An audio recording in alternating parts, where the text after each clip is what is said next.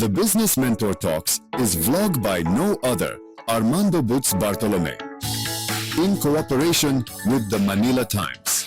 It aims to bring to life and recognize entrepreneurs who constantly strive to create a living for the community as well.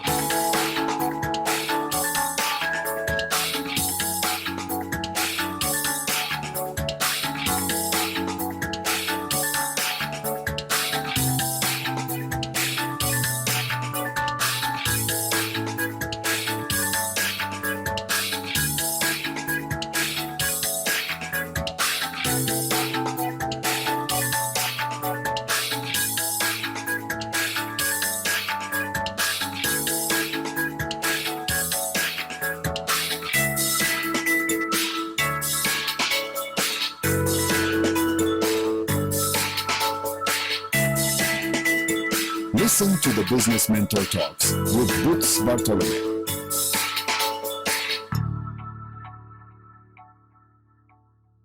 Ngayong araw na ito, ang ganda-ganda ng pag-usapan natin dahil nahagilap ko rin yung isang ating kaibigan at ang ating fellow Board of Trustee ng Philippine Chamber of Commerce and Industry, Quezon City.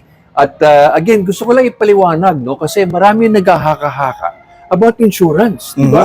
So, ang importante, siguro pakilala natin si Mr. Maynard Esguerra na siyang behind the Royal Care, di ba? Marketing Services. Magandang araw sa inyo, Mr. Maynard. Kamusta po ba? Araw, Sir Butz, ang aming guro. Ayan, Ikwento mo sa akin, ano ba yung Royal Care Marketing Services? ayan, ang ating Royal Care Marketing Services ay nagki-cater ng lahat ng insurance products, no? Okay. So, first, yung ating comprehensive healthcare program o HMO, ang mas familiar ng marami. And then we have life insurance and of course, the non-life insurance products. Ikaw ba gano'ng katagal na dito sa ginagawa mong negosyo nito? Actually, ito talaga yung ating dito tayo nag-start since noong 1996. Uy, 1996 1996. Okay, matagal-tagal na rin ha. Of course, yan ang tayo ay naging... Yan. So 1996, ikaw ba ay nagsimula na sa iyong career? Yes, sir. That time, meron tayong, kasi being Batanggenyo, kami ay merong bake shop, no? And then, tayo ang naging breadwinner ng aking family. And then, dun ko na-encounter, first yung insurance, yung life insurance. Since that tayo ay breadwinner, so nandun yung ating worry na there's something happen, what will happen to our family. Correct. So kumbaga sa poll pa lang namulat na yung mata sa pangangailangan, yung pagiging siguro ng iyong buhay, di ba? So tell us, Maynard, marami kasing haka-haka na bakit pa insurance? Wala naman yan. Yan ba parating bayad lang ako ng bayad? Ano ba ang mga talagang nakikita natin? Lalo ngayon nangyari ang typhoon, no? Yung mga typhoon Karina. Ayan, Di ba? Nagkaroon tayo ng sakuna. I'm sure yung mga nanonood sa atin ay naka-experiences. So ano experience mo dyan? Anong pang value ng ang value? Of course, ang primary concern natin is yung ating protection, family protection. At being breadwinner, nandun yung ating peace of mind. So, anything's happen, at least they must go on living, no? And then, of course, yung ating business, yung ating mga dependents. So, nandun yung kanyang continuity. So, nandun. And then, of course, hindi lang naman ito if ever nagkaroon ng death, of course, yung accident. And then, ang pinaka-importante sa atin ngayon ay yung magkaroon din tayo ng healthcare insurance. Ayun. So, nandun yung ating preventive healthcare. So, nandun yung ating malaking naging result ng ating pagiging ito yung ating business, ang Royal Care Marketing. Correct. So, majority... So, bali anong ginagawa ng Royal Care? Ayan. Ano ba talaga ang mga serbisyo ng Royal Care? Ayan. So, ang ating stand ay talagang maging solutions provider. Siyempre, marami sa Pilipino na papabayaan at hindi alam ang talagang importance ng insurance. So, nandun yung pagiging solutions provider natin. And then, nandun yung magandang opportunity na nagawa ni Royal Care since nag-start ito 2016. Although yung aking experience, that was 2004 pa sa HMO. No? So, nakita natin yung importance talaga at yung needs ng primarily yung pagiging employees benefits nito. Correct. Dumako tayo sa pagiging, sabi mo nga, HMO, health, ano ba, health maintenance organization. Ayan. Kalusugan. Bilang isang entrepreneur, alam mo, marami tayong pananagutan sa mga empleyado. Of course. Di ba? Kasi, kumbaga, ang entrepreneur, kailangan yung kalusugan. Kalusugan ng pansarili, kalusugan ng mga empleyado, at kalusugan din ng organization. So, paano makakatulong ang Royal Care ngayon? Anong solution na pwede nating mai-suggest? So, napakalaki ho ng ating naging role natin. Kasi nandun na being an expert na rin sa larangan ng insurance. So, nagawa natin na makapag buo ng programa. Actually, nandun yung aming customization sa ating for every market or segment. And kagaya ngayon, yun sa atin sa SMA o MSMA, nakapag-create tayo ng isang napaka comprehensive package. Maganda yun. So, nandun yung ating ito, actually, Sir Boots, ito ay talagang customized, special design for the MSME, especially for Philippine Chamber of Commerce. Yes. Ayan, so we have... Pakita natin to. Like preventive healthcare, outpatient care, inclusive na dito ang annual physical examination. And then we have also inpatient care. So if ever nagkaroon ng confinement, and then, siyempre, nandun yung ating in case of emergency. So, nandyan ang part na ng ating benefits. At actually, lahat po nandito ng coverage natin. We have also the special modalities. So, ito yung mga makabagong medical benefits na let's say, yung modern technology na instead of yung gagawin ng operation, mga ultrasound, di ba? Yan yung mga, so, yung mga nakikita nating ultrasound. So, yan. And then, parang work-related, inclusive na yun ng dental care. And nandun na rin ang life insurance, so financial assistance, na nakapag-create tayo at least medyo magandang amount, at least 100,000. So, nandun yung concern kasi ng empleyado na hindi natin maiwasan talagang day-to-day ng kanilang trabaho ay so malaking ginhawa ito sinasabi mo ngayon na ako ay isang employer, ang empleyado ko ay merong mga ganitong protection. Okay. Hindi na silang, kasi di ba marami nagsabi, di kaya ko ba yan, hanggang kaya ko, tapos nagpapagamot ng DIY, do it yourself. Yun yung mga... Dahil nauso ngayon, nakikita ngayon sa mga social media, ganito. Minsan nagkakaroon ng lala, no? Lumalala.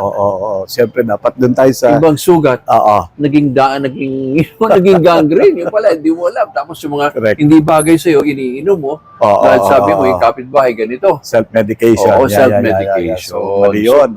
So, bilang isang entrepreneur, kung kayo ay kukuha ng Royal Care, ito, tignan nyo Royal Care, the way I see it, as a layman, para bang si Royal Care ang provider talaga at magsasuggest sa inyo ng mga karapat-dapat. Yes, Hindi lang yung one set. And then, diba? Kumbaga naka-template. Correct. And then, usually, ang nangyayari, hindi nagmamatch dun sa requirements. Correct. So, kagaya nito, nandun yung ating Royal Care experience, sabi nga, we have yung from LOA to the facility portal. Ang LOA, letter of authority. Yan, And like example, ako sa experience ko, kailangan kong dalhin yung aking mahal sa buhay. Eh, siyempre, isipin mo, teka, may panggastos ba ako? Ayan, Oh, ayan, teka. mag-isip tuloy. Teka, dadaling ko. May budget ba? Ay, mahal magpagamot. Consultation pa lang. Ay, di ba? consultation pala. And then may requirement agad automatically ng laboratory examinations. At pero So, pag niresetahan ka ng mga lab, Yan. naku, So, Diyos ko, nandun na yung... mabubuta sa bulsa mo, no? Oo, unlike kung meron tayong healthcare Ayun. o health card, no? Mm-mm. Nandun na. Hindi ka na mag-aalala o mag-iisip na saan mo kukunin yung Aba, So, talagang malaki ang ginhawa ito eh. Oo, Di ba? Yung mga, Oo. parang sabi ko nga, eto Yes, nga eh. Kaya nga sabi ko, nung nakita ko ito, naku, si Maynard pala ang parang solusyon niyon sa mga, kasi being an entrepreneur, hindi lang yung pagtatakbo ng negosyo eh. Kalusugan. Oo, yun ang primary. Diba? Usually, nagiging ito, attraction sa ating employees. Siyempre, part ng kanilang peace of mind, nandun yung retention. Ay, syempre So, naman. oo, Di ba? Kung oo. ako ay nag-employee at Oo. ikaw ay entrepreneur, ikaw ang boss ko, Okay. at i-offer mo akong ganitong package, peace of mind na. Yan. Di ba? oo. Check na yon, di ba? Oo. In other words, So, lumalabas malaking na, factor. ay bakit pa ako lilipat sa iba? Ay meron na akong kasiguruhan. Kasi naman, let's face it, ang health system natin ay hindi talaga kasing well-founded. Yes, oo. Di ba? oo. Kasi although meron man, pero minimal lang na support. Minimal. Pero Oo. again, syempre, everybody's concern is loved ones, protection, health, di ba? Mhm. So, yun. So, again, anong mapapayo natin? Okay, kung halimbawa, itong mga nanonood sa atin, hey, insurance yan, hamon sila. Ano kaya pwede nating i-turn around sa kanila na pwedeng makumbinsi? Ayun, Ayun, actually dahil tayo naman ay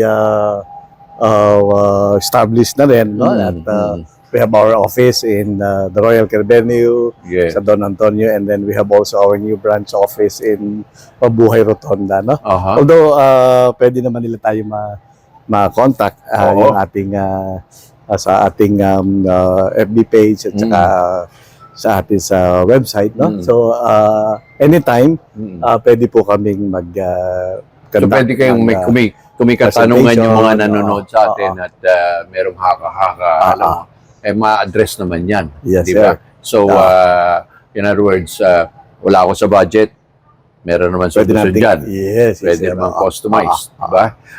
Yan ba ay accredited saan-saan? halos lahat naman nationwide. Halos we have- nationwide eh. Oo, Diba?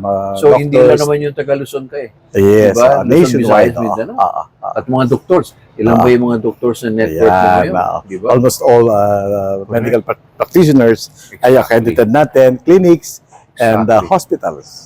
Grabe, Nationwide, grabe. oo. Talagang solution ka nga. Ayan.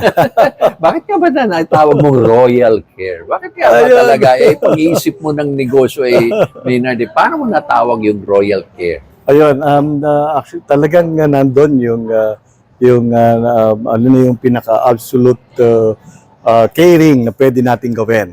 Sa ating, the best. The best. Of course, of all. sabi nga, service fit for a royalty. So, nandun. Ah. Kasi pagka nandun yung ating standard, no? Oo.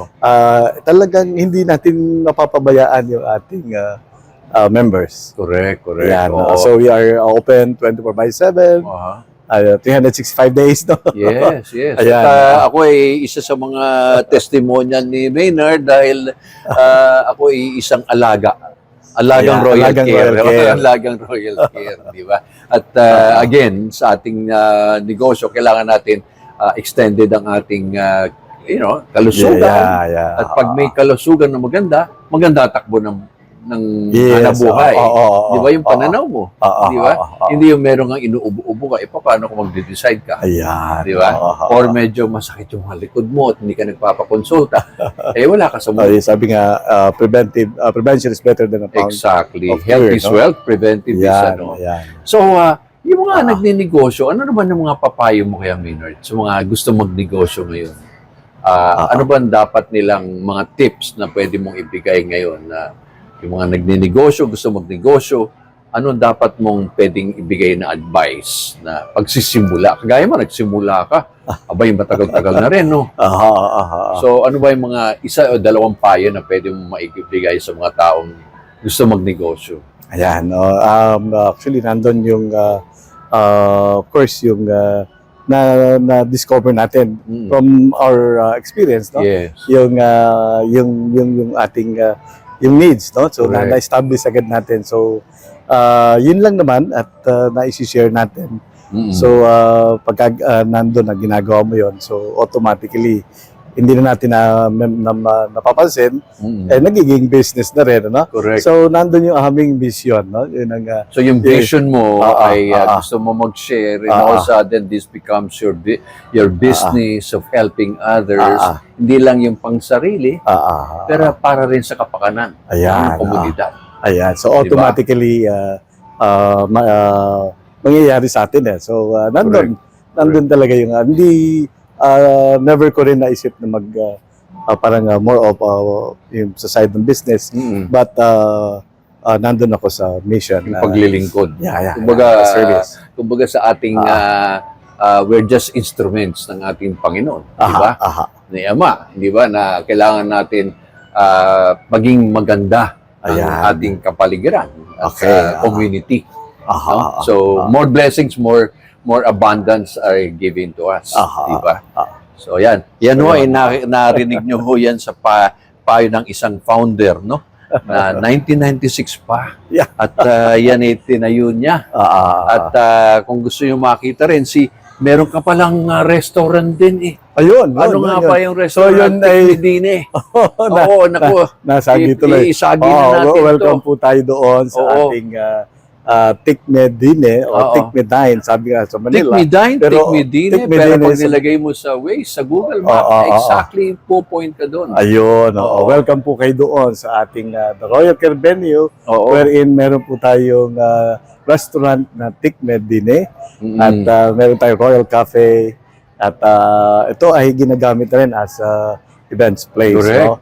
So, nandun, yung unang tikim na ma-experience natin is more of, dahil Batanggenyo po. Ay, naku, wala eh. Ito ay Batanggenyo eh. So, matitikman nyo ang tunay na kape.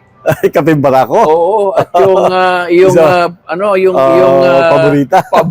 Paborito ba? Ayan, paborita yan. Biscuit talagang natin. Champion yan. And then, of course, nandyan ang bulalo. My God. Sinaing na tulingan. So, naku. Mawiwili po kayo. Alam definitely. Nyo, sasabihin ko sa inyo, pag kayo nakapunta doon, makakalimutan nyo na sa right kayo ng Quezon City o yung BC. Dinala ho natin ang Batangas sa Quezon City. Oo, so hindi ka na kailangan magbiyahe pa. Ayan. Ng malayo. Di ba? So, nako, grabe ang galing ng negosyo. So again, maraming salamat, Maynard, at pagpalaing ka lalo Thank you so ng much, ating mga, Sir Boots. Di ba, yung mga negosyo mo, at lalong-lalo na makonvince natin yung mga hindi naniniwala sa insurance, palagay ko ngayon maniniwala na. Napakahalaga po. Lalong na. Tinamaan ka ng baha. Ay, patay. So, nandun ang ating coverage. Correct. Ayan, nasira yung kusina mo, yung mga equipment. Naku, paano napakalaking... Tapos, meron pang, comprehensive general liability insurance. Yan. So, nandun ang ating diba? Yan protection para doon. Kumbaga, huwag na kayo umasa sa haka-haka. Dahil minsan yung mga baka ay yun yung nagsisisi ang pagguhol sa paghuli. Di ba? Alright. So again, napakaganda. Take it from this person po. Siya po ang expert pagdating sa insurance needs. At siguradong alaga kayo ng Royal Care. Yeah. Thank you so much po, Sir Boots. Maraming salamat. Ito po sa Boots Bartolome sa susunod na ating Business Mentor Vlog. Bye-bye. Thank you.